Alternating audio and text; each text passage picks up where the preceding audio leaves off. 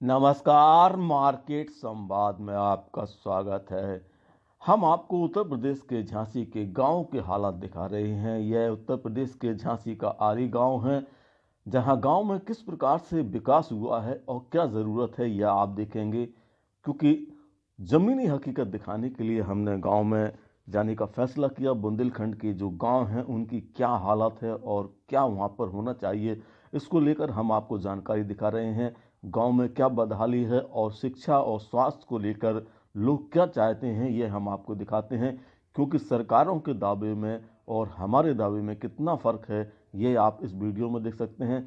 हालांकि हम किसी के पक्ष या विरोध की बात नहीं कर रहे हैं, लेकिन हम आपको गांव के हालात ज़रूर दिखा रहे हैं। आप देखिए, मार्केट संवाद की यह रिपोर्ट आपको कैसी लगी, आप हमें ज़रूर बताइएगा। अब आप सुनिएगा कि गांव के क्या हालात हैं और गांव में क्या हो रहा है। यहाँ कीचड़ फंसा हुआ है, नाली भरी हुई है।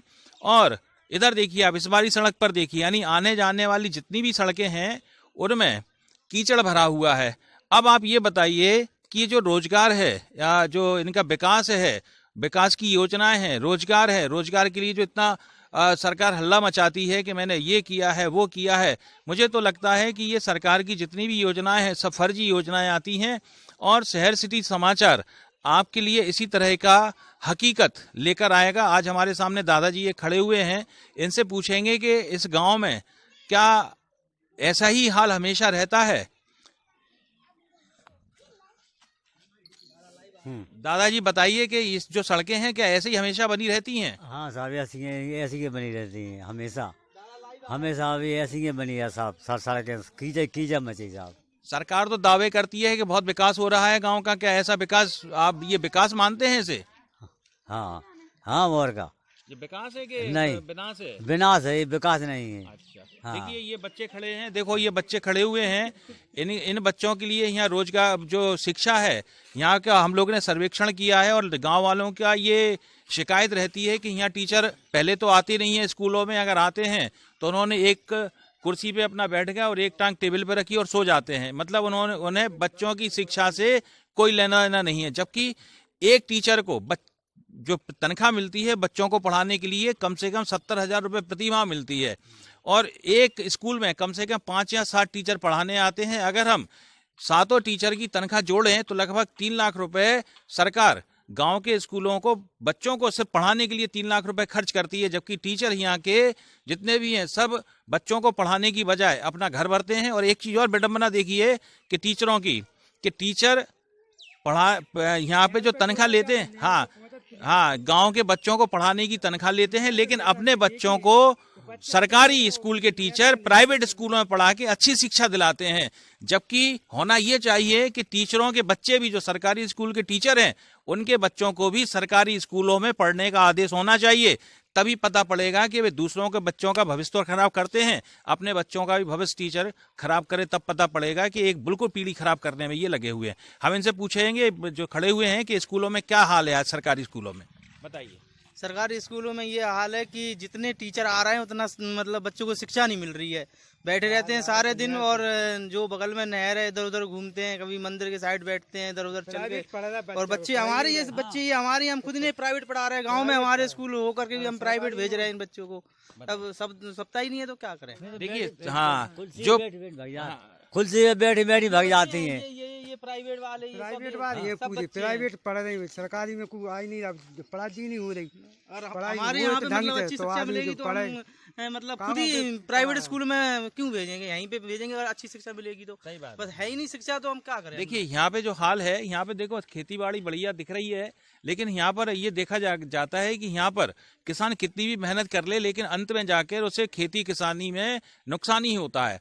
डीजल का रेट इतना बढ़ गया है कि अगर उसे खेत पे पानी देना है और अपने पंप सेट पे चलाना है तो बिजली की यहाँ बिल्कुल सुविधा नहीं रहती है। गांव में ये देखा गया है कि गांव में बिजली उस समय काटी जाती है जब किसानों को आवश्यकता होती है। आपने यूरिया की जो बोरी 500 रुपए की आती थी, आज ब्लैक में 2000 रुपए की भी नहीं मिल रही। मतलब खाद जो समझ लीजिए क्या कि खेत से बहुत दूर हो गई है। और किसान जो है, ये हमने देखा था कि ललितपुर के क्षेत्रों में किसान लाइन में खड़ा खड़ा आदमी मरा है, भगदड़ भी मची है, हाथापाई भी हुई है। हाँ, 1700 की बोरी खरीदी। 1700 की बोरी खरीदी आपने? बताइए। 45 किलो भर्ती में बताइए। 1200 रुपए की 1200 सरकारी की, रेट पे 1700 की 1700 रुपए खरीदी खरीदी हम लोगों ने उसे बेचने के मिला लिए। ही नहीं रही सरकारी, वो मिला ही भी नहीं रहा। 4-4 दिन तक लाइन में लगी खड़ी हुए हैं। और यूरिया जो 250 रुपए की है वो 350 रुपए की खरीद रहे हैं। 350, 400 की तलक आ रही, 400 की। तो ये शहर सिटी समाचार ने आज ग्राम आरी का आप लोगों को बताया है, और ये शहर सिटी समाचार बुंदेलखंड राज्य निर्माण के लिए समर्पित एक चैनल है।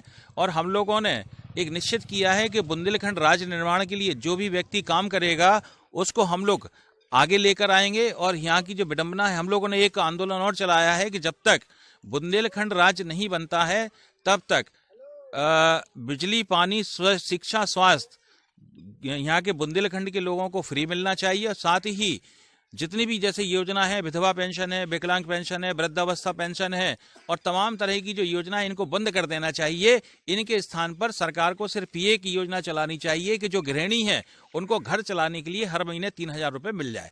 होता क्या है कि किसी विधवा को 3000 मिलते हैं, लेकिन अगर कोई बहन हमारी स्वस्थ पूरा परिवार है, हरा भरा परिवार है, तो वो भूख से मर जाता है ना। जबकि होना क्या चाहिए कि जितनी भी सहायता है आप ना तो उम्र देखो ना परिस्थितियां देखो, सबको एक जैसा मानकर सुविधाएं देनी चाहिए। तो क्या ये सही है कि हम लोगों की जो मांग है कि घर चलाने के लिए महिलाओं को 3000 रुपए हर महीने मिलना चाहिए, कि ऐसा अगर हो जाए तो कैसा रहे? बढ़िया है भैया, बढ़िया रहेगा। सुन लो, ऐसा हो जाए तो सुगंध है। आप बताओ कैसा रहेगा? नहीं, बहुत सही रहे काम, सही रहे, गलत रहे, सही चीज है।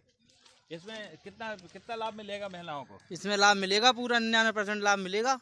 सही बात है। आपने ये देखा होगा कि बुंदेलखंड में रोजगार तो है ही नहीं। अगर महिलाओं को 3000 रुपए महीने मिलते हैं तो ये मान के चलिएगा कि महिलाएं अपने परिवार को पालने के लिए किसी पर आश्रित नहीं रहेगी, और जो उनके बच्चे हैं, बच्चे अच्छी शिक्षा को प्राप्त करेंगे। हम भाई साहब से पूछेंगे कि क्या ऐसा अगर हो जाए कि महिलाओं को 3000 रुपए महीना मिलना शुरू हो जाए तो कैसा रहेगा, क्या विकास होगा परिवारों का?